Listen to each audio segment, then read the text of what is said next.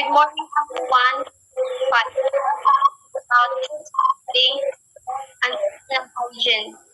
The first report will be Mr. James Sumatra. Food safety. Food safety refers to handling, preparing, and storing food in a way to best reduce the risk of individuals becoming sick from foodborne illnesses. When we say food safety, amin yan pagkapot, pag-andam, ng pagkipit pagkaon para maging maligtas at mga tao tika nga sakit. Food safety is a global concern that covers a variety of different areas of everyday life. Ang food safety naman, sa nga international nga inumduman nga may iba't ibang nga topics nga magagamit naton adlaw-adlaw. Personal hygiene.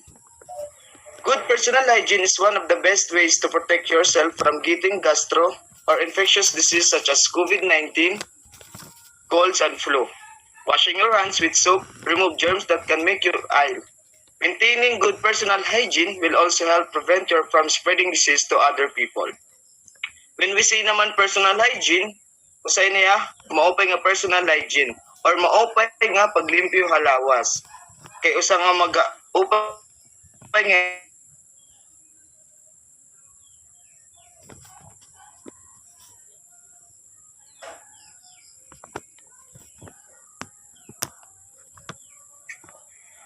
COVID-19 yan nga pandemic, di ba? Malak sila yung makatapon. Ay, syempre, anatong paghugasin natin mga kamot, gamit it sabon, labi na kung diri naka antibacterial, mga katanggalin in germs. Napakita imo or haiba nga tawo. Kaya natin kamot, kuhanin niya, ito ang tawag ito. Pwede natin makatula mata, or baba, or irong. Yan mga kasulod na bacteria atong lawas nga magkakakosin sakit. Ano pa kaya kung pag-alaga lawas, makaka-preventa pagpasen sakit na iba nga tawo. Food contamination and foodborne diseases. Food contamination is a public health issue worldwide, leading to foodborne diseases that affect humans annually. Contamination describes a situation of the presence of unwanted elements that is not appropriate for use. Ang food contamination naman, aminan malala aton public health issue bugo sa kalibutan kay nakakapektuya tawo. Amo nagkakaadag kita kay tungod ang bacteria na transfer ya sa nga pagkaon, example sugad itong utensils nga waray hugas diretso dayon ginggagamit. Tas may daghihapon liwat kita tika nga pagkaon kay tungod kahilaw or diri maupay kaluto sugad. Food contamination usually happens when foreign particles such as microorganisms, chemicals, and insects are present. Presently, many incidents related to food contamination, food mislabeling, and food safety have been reported, which has attracted increasing attention resulting in foodborne diseases that affect human beings every year. Example nila yan natong bacteria, sugadan na nanabo di datakloban, di ba damo nagkamatay tungodan mga bacteria nga dire kita maaram kung tikang dinan tubig na ginagamit nga sugad liwatan bunay nga ni nga yellow dire luto nga nagatagyapon tuhin bacteria. Asyalat kita nagkakasakit kay tungod diri malimpyo nga diri maupay pagluto. Ang kada tuig, pero may ito gin problema na aton bansa. Tapos, tungod na mo na nagkakasakit, tungodan food contamination, kaysa yung pan-era pag-labelin mga food. That's all my report. Thank you. Types of hazard on food. There are three hazards, which is biological hazard, physical hazard, and chemical hazard. The first one is biological hazard. Microbiological hazard include bacteria, yeast, molds, and viruses. So they can pose a threat to human health when they are inhaled, eaten, or come in contact with skin. They can cause illness such as food poisoning, tetanus, respiratory infection, or parasite infection. The second one is physical hazard. Physical hazards include glass packaging, jewelry, pest droppings, screws, and etc. They are most common and are present in most workplaces at one time or another. Our substance are or activities that threaten your physical safety. These include unsafe conditions that can cause injury, illness, and death. The third one is chemical hazard. Chemical hazards include water, food contact materials, cleaning agents, pest control substances, contaminants in environment, agriculture, and process, e.g. and pesticides, biocides, and food additives, is a substance that has the potential to cause harm to life or health. They include toxins, dangerous chemicals, residue of excess chemicals used in processing food products. Next slide. The first one is bacteria. Required to food to survive. For this reason, moist protein-rich foods are good potential sources of bacteria growth. The second one is acid. Bacteria do not grow in acidic environments. This is why acidic foods like lemon juice and vinegar do not support the growth of bacteria and can be used as preservatives. The third one is temperature. Most bacteria will grow rapidly between 4 degrees Celsius and 60 degrees Celsius or 40 degrees Fahrenheit and 140 degrees Fahrenheit. This is referred to as the danger zone. The fourth one is time. Bacteria require time to multiply when small numbers of bacteria are present. The risk is usually low, but extended time with the right condition will allow the bacteria to multiply and increase the risk of contamination.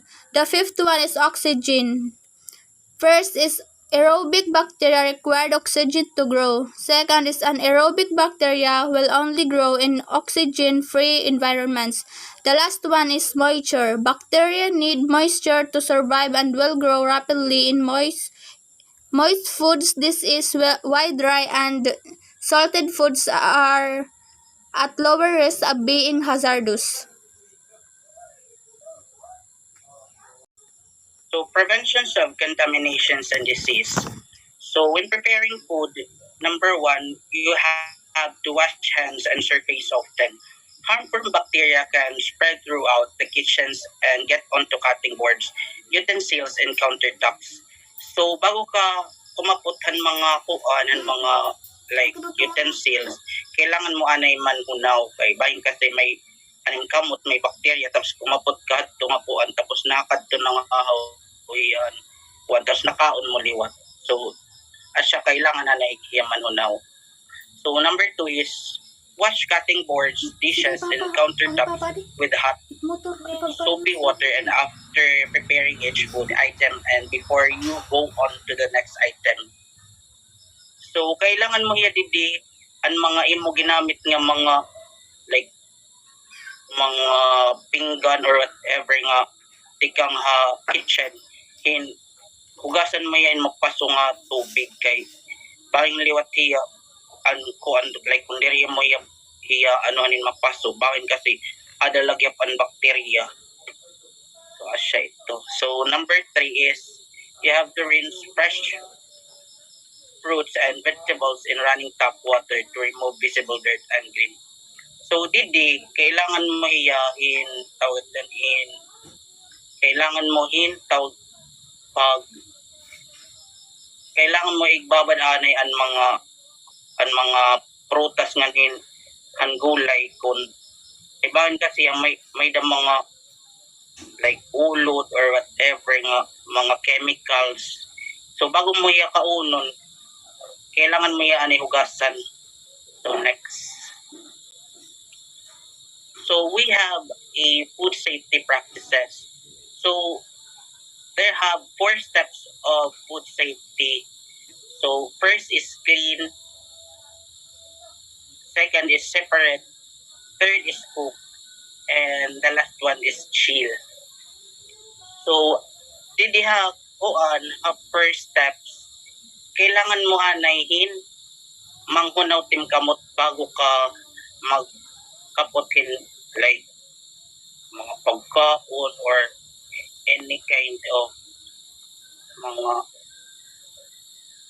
kuan ba yung tawagin pang mga gamit sa kitchen. So, second one is don't cross-contaminate. Kumbaga, ito nga,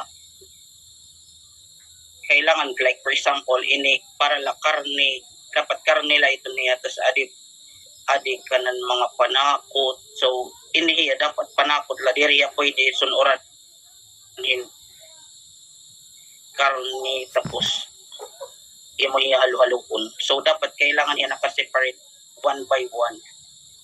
So, di naman hot third is you have to cook the right temperature. Kumbaga, like for example, magluto ka, dapat kailangan talaga yung luto-lutuan, diri kay half cook or tuman lang yan na luto kay may cost niya nga makakuha ang tao yung sakit tikang ito nila nga pagkaon. Gusto lang aton. May magkaulog. Siya ito. So, number 4 is refrigerate promptly. Amin niya ang sinesering nga. For example, gusto mo utanghin kuan ha kuan iba ito nga pagkaon salad dapat ato niya freezer diri kay dapat ito niya nga tanan ato freezer diri ton pwede so kung karon nilagyan dapat ato lagyan kaya kuan ang butangan ng karne asya iton. So next, Sanitary practices of the equipment. Wash removable parts of equipment with suitable detergent and hot water after each use. So, di ba, kung man natong gamitin usang equipment, hugasan tayo ningan, puputan tayo hot water after use. After washing, wipe equipment completely dry before replacing. Tapos, kung man nato hugasan, dilimpian tayo ningan, check that all pieces are in working order. So,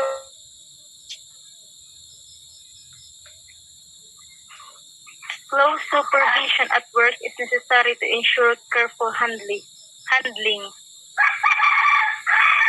Repairs must be attended without delay to prevent damage. A weekly, fortnightly, or monthly program for oiling and servicing the equipment to maintain movable parts of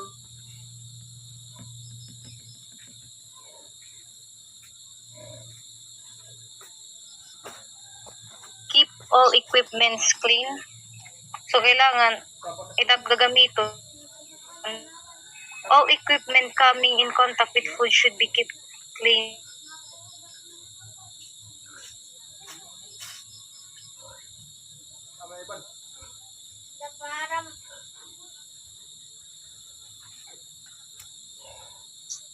Foods. Use specific clean and sanitize equipment, utensil, workspace after preparing each food.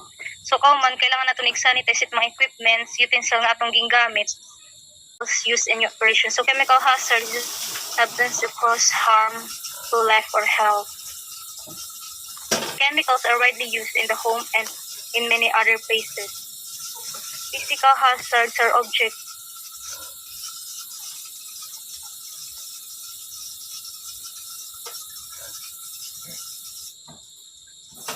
of contamination. Ensuring that all foods are covered in storage will help prevent physical contamination from occurring. So physical hazard are factors that or condition within the environment that can harm your health.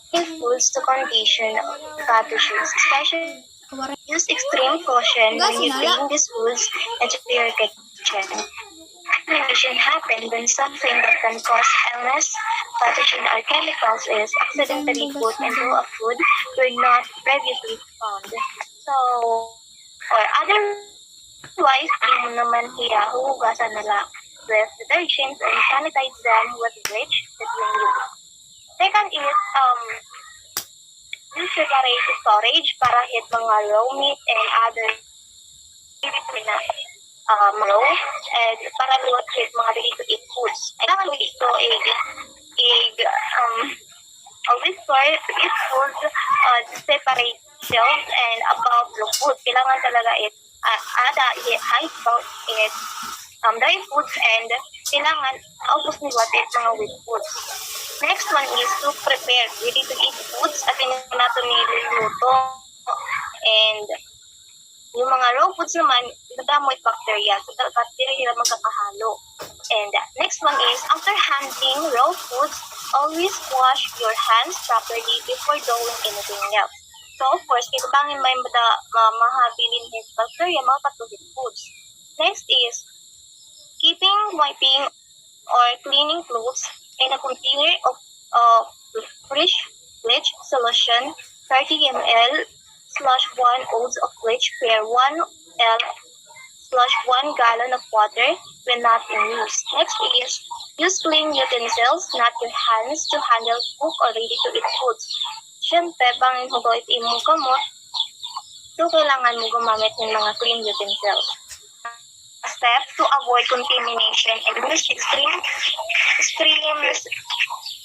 caution para po liwat mga iton mga person na may allergy dili makakabsorb mga bacteria sa ira. Next slide, please. Food handler grooming and hygiene. There are 6 personal hygiene of food handlers. First is hat, mask, white jacket, white trousers, gloves, aprons, safety shoes. Next slide. So, in order to avoid risk, food handlers have to be careful with. Kailangan dapat careful kahit imo own health. Kasi bawal talaga ito may sakit na sumulod sa trabaho. Like, labi na ito mga luto-luto, kay bangin makakahawak ang ating mga tangos, diba? Personal hygiene, dapat kailangan mo i-maintain imo cleanliness. Like, for example, dapat ka maligo adlaw-adlaw, then dapat yung mga nails mo nakakat na. And next is workwear. Kailangan na kasi pare ka. Kunyari, naada ka sa kitchen, dapat may clothes ka para hit kitchen. Ang muna yung mga white jacket, white trousers, to. And dapat light colored hiya. And neat and should not be taken out straight kasi bangin mga bacteria and contamination with food. Next is the cap or hairnet para hit mga buhok to avoid hair fall. Next is not allowed to wear personal items like ito mga earrings niyo or mga relo. Kailangan Butang lanay din na.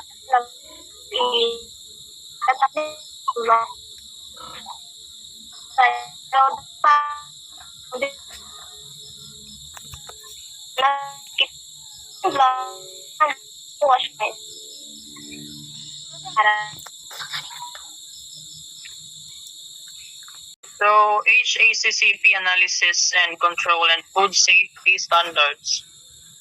Perform a hazard analysis. Identify hazards to be prevented, eliminated, or reduced. Determine critical control point. Identify CCP's critical control points, where control is essentially to prevent, eliminate, or reduce hazards. Set critical limits. Establish measures to prevent, eliminate, or reduce the hazard at the critical control point so the food is safe. Establish a monitoring system. Establish and implement monitoring procedures at your critical control point. Establish corrective action. Establish corrective actions during monitoring. Establish verification procedures. Establish verification procedures to ensure your program is working effectively. Establish record-keeping procedures. Document your work for ensuring food safety. Next slide.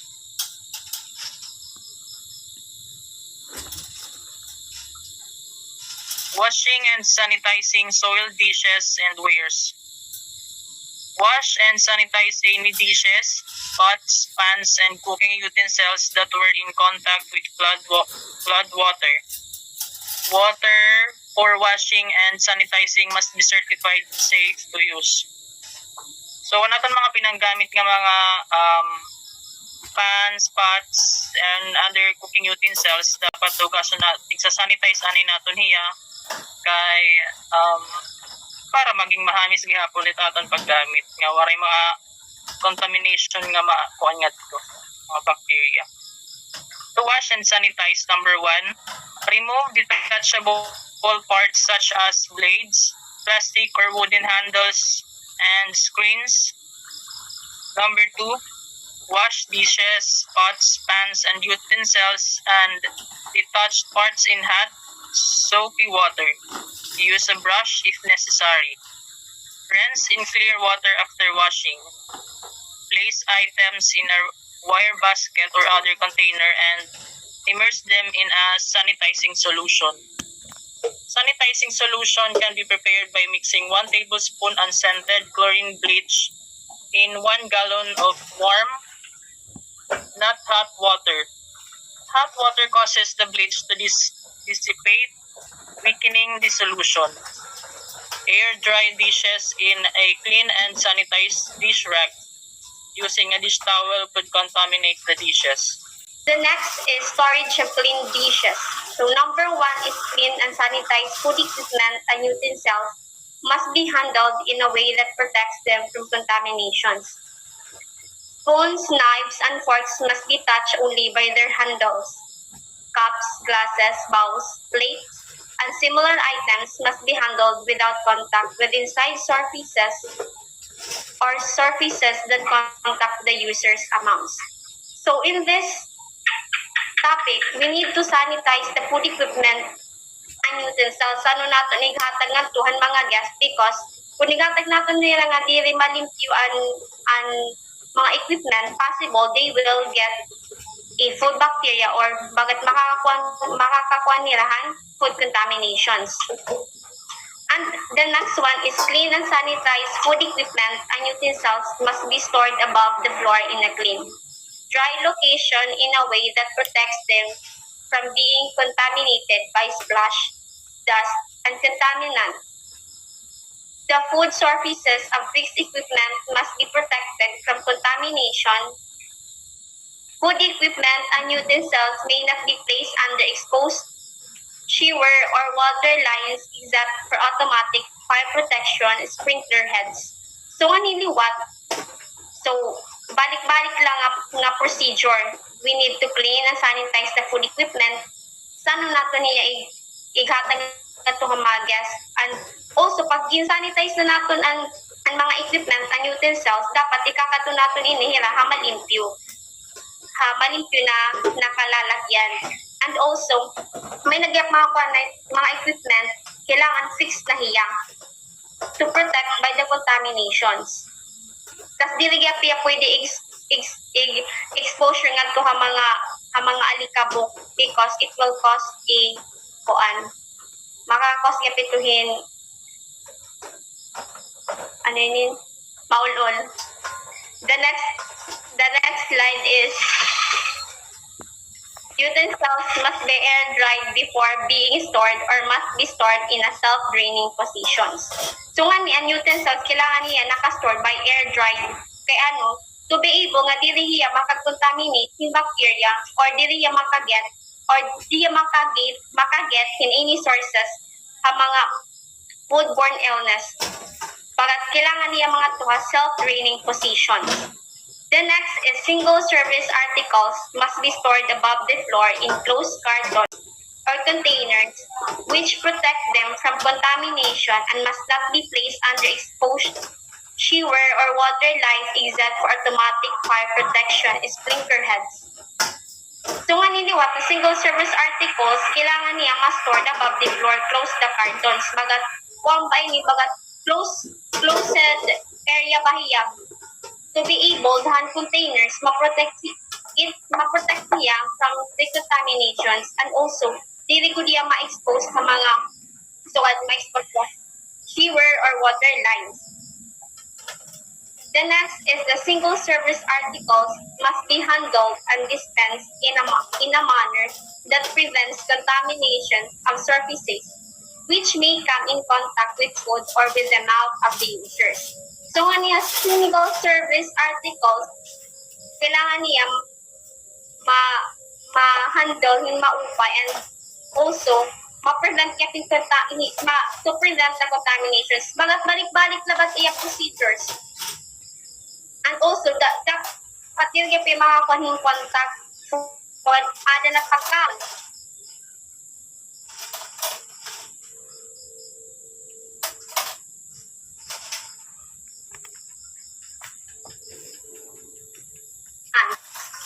What if nagkaputiyahin mga possible na gamit nga tika nga mga ano ni or sinilala naton may mga dust. So kailangan saan ka mag-touch ito nga food dapat clean. Tas usagyakan kuan your saliva. Pag nasugad when we talk, syempre dili man nato danay maiwasan nga ating gingkakaon na talbo in an accident way la. So kailangan kita ito pag ada na ito dito, pag ada na ito daakon, we need to be bagat careful kita hit aton actions or movements. The last one is food equipment, utensils, or single-service articles may not be stored in toilet rooms or interways. So ini nga, last, it is very important for the storage of clean dishes. Kaya ano, ngarit aton food equipment, utensils, tapos sa single service, kailangan niya may not be stored in toilet rooms or interways. For example, mga utensils, syempre, everyday natin, o mga daily uses natin ito niya. Bagat, maghihimo na lalut ito niya na tao, bagat, uneducated na. For example, kutsara, dili para CR. So, dili dapat di ay kakadto. Dapat naka-proper position na hiya. Tas, for example, dili ba natin makuha, may mga people talaga, di ko lahat, may mga tao pa, inside ko nala for bagat, may da mga kuhan nga, sometimes, kung ginuhubyan na kita, bagat, we tend to bayaan na natin, for example, baso, sa atong atuhakuan, bagat ato bahiya not clean area. So, ang iba ba,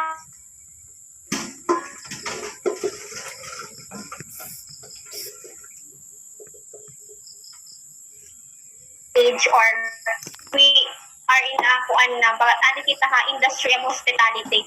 So maaram na kita kung ano proper naton na bubuhaton. If mga bagay na dili dapat ikuan na dili na. The next is safety and accident prevention. So number is always wear shoes. So automatic na inin. So para dili kita mga kakarapan or we prevent the accident, we need to always wear shoes. For example, we are working on a factory, di ba? May dito mga nagbubuga man tirahin mga chemical. So, before kita ito mag-enter or mga worker na to, they need to wear shoes. Dili kayo mag-chinelas ka lang. Okay? Possible, mga cause can accidents, kaya di naman proper wearing an imugin gagamit. So, the best practice nga we need to always wear shoes. The next is wear safe clothing. So, for example, so you are working in a factory, hindi kayo naka-sleeveless ka lang. Hindi kayo naka-panstatic na outfit. No, that's not the correct. So we need to wear the proper wear safe clothing. So example, may dahito uniform in every mga workers, may dahito hira sinisiring na proper uniform. So kung katukat na work, so you need to wear that. Dili kay you will make your own rules. Dili dapat mo follow kahit mga guidelines. The next is avoid burns. So, example of that, kit aton panluluto, it aton culinary, it aton kitchen essential na subject. So, for example, saan kita gumamit han aton han gas, tas saan gumamit han microwave, awan ko o han kalan. So, before kita papagamit ni ma'am, gin-check na, gin-papa-check niya. Kaya possible, kung dili kita, for example, itong gas, so, waray na sulat, tas gimpirit paggamita, so possible, bangin niya mag-exploded. So, makakakos siya, yung sunog. So, ito avoid burns. The next is, don't forget to wash your hands. Everyday na ito ninigin bubuhat, dili kita yung mga ngalimot. So, for example, before we eat, tanan nato naging gigiusan, we need to wash hands, especially during the pandemic. Just like what Mr. Sumatra said. Pero kita before kita mag-interact ba kung nalakat kita, nagsasanitize kita, nag-wash kita hands, ngatot aton environment nagingawsan, nakakuha na kita itong bacteria. For example, hangin. Umayda na talaga ito. Bagat forgiven na ito. The next is using different chopping boards of raw meats, vegetables, fruits. So, ininhiyan mo ba? Bagat not all masusunod inihiya kay. For example, nga diha amon balay, kung nag-aatiki pagluluto, so we only use one chopping board. So, ito pa na nga mga practices, which is mali na. For example, nagtiros kahin karne, tapos matiros kaliwat nga tuwing kanan, kanan mga panakot. So, dili na.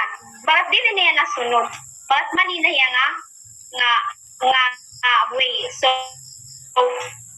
we need to follow that kay para liwat dili kita makakuha yung bacteria coming from ito nga kay bakit pasalyo-salyo na ito titirasan ng karne, titirasan na natin panakot, titirasan ng kung ano-ano la, which is not correct. Makakos dito yan food contamination and bagat makakaadalog kita ito hin sakit. The next is handle hot dishes with care. Handle hot dishes with care. Pagkakaintindi ko yun nga kay di naman nila akong topic, pagkakaintindi ko yun nga for example, ang mga gamit, gisa-sanitize natin. For example, may da-event sa iyo baday, tapos ito yung mga dishes, gingamit hin mga mag-ashiti, for example, humba, kung ano-ano laban ng mga foods. So, kailangan natin ito i-sanitize. Kaya pag di rin natin yung sanitize, possible and ashiti ito, napabaw na. Even we tend to use dishwashing liquid, dili ko dito dili masiring asin nga natanggal na nga ito nga bagat nga aro ashiti, bagat na-stay hiya. Bagat na-remain hiya, bisan pagpuan, for the others, kung nakaka-encounter ito ilang sugad, baka akon, in my real life bagat ako tutak na encounter nga. Pisan mo pag sinabuto ni maupay, tapos, ang ashiti na rin, may dito, bagat, ang mga burubok bagat, naiyan na ang pinggan, bagat natig-aba, bagat nagiging sticky. So, makuri hiya ma-remove. So, example ito nga, ang moped niya nabuhaton, isa-sanitize. Tapos, pag-sanitize ito, syempre, di rin magpasiring nga, pag mo mahagnaw dayon. So, para luwat, dili kita makakuha ng accident, dili kita masakitan. So, the best thing we do is, ating pagkuha nito, mga sanitize is, pwede kita gumamit possible ano ini? Ano ito? Ano yan?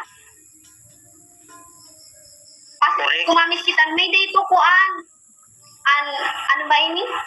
Gloves for the bagat gloves ba nga, bagat cotton niya. So, bagat as ito tas gagamiton, kaya para dili kita mapasok. That's all. Okay na.